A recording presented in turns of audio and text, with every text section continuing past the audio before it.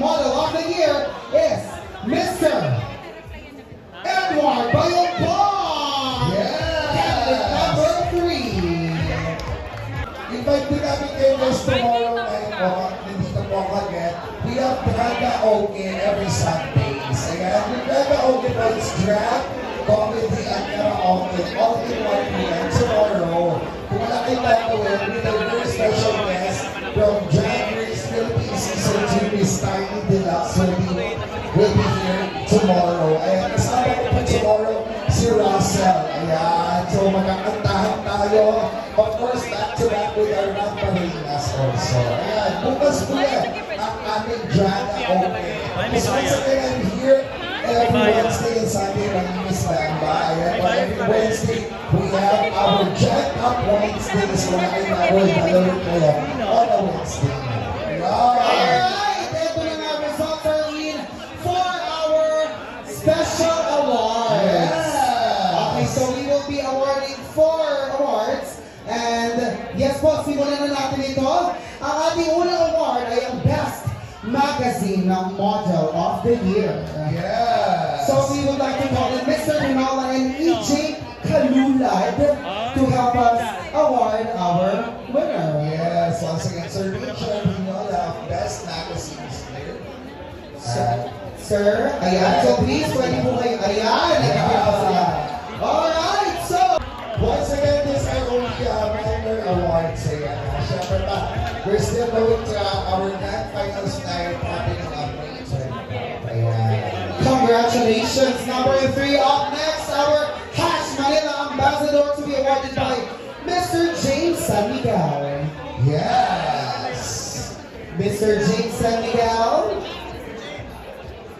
Flash pa sa dunga, Flash. Para mabilis. Ayun. Hello, sir. Hello po. Ay, parang nalalagin si sir. Yes, hello po. Welcome to my life, sir. Alright. Alright, our Hash Manila Ambassador is no other than candidate number 13, Juan Paulo Calma. Yes.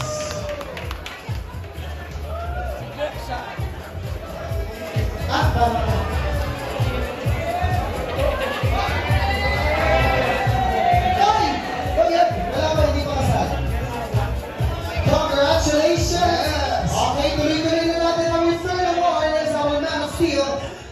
Man of Steel, Mr. Photogenic to be awarded by Drex Bay Albert. Yeah. Drex Bay Alert. Yeah. Albert, sorry.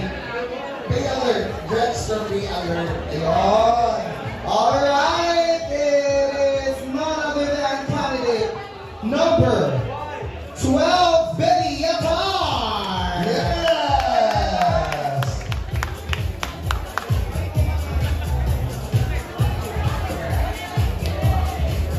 This is Drex is from Bay Alert. Yeah. And this one for the Legion Partners. Yeah. And our last minor award, the Man of Steel Face of the Night. Yes. Dalawa daw ang ating basic balik. Tama ba? Isa lang po nakasulat.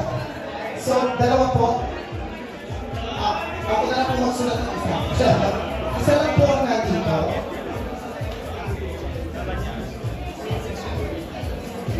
Alright, so let's call in to be awarded by Sir Ryan C.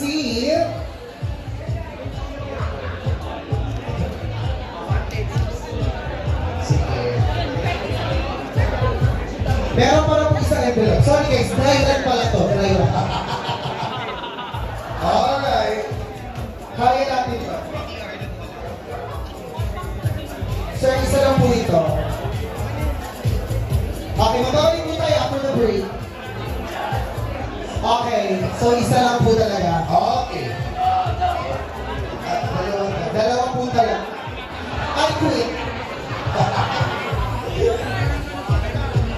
Okay.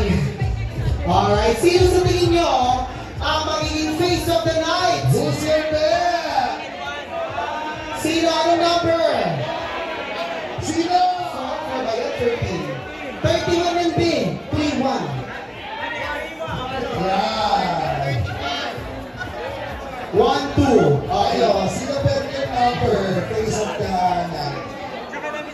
face of the night. Ibang category yan. Hindi ba talaga parang... Dito, Okay, so hindi mo pala napanood lahat ng Judge Prom na top tayo. Balik kayo sa casual wear. Okay! Word out. Good. Okay. Alright. Okay. The judges have spoken. Yes. Our man of steel, face of the night, for this night, is Mr. James Vasquez, candidate number 9. Number 9. So, yun po, isa lang po talaga ating face of the night. It's a prank! Congratulations! Once again, my request our awardees to please step forward. Yung mga awardees natin, forward kayo for content create. You guys, forward. Yung mga awardees. Awardees mo. Awardees muna para po na-forward. So, kayo ay forwardees. Yeah. Okay, good. Picture. Andy, wala pa rin yung picture. Yes. Once again, we would like to thank JL Maldonado for our superhero costumes. Maraming salamat, JL. And listen, guys, naman po natin, I'm going to call in this time the person behind this competition. Oh! Siyempre ba, ang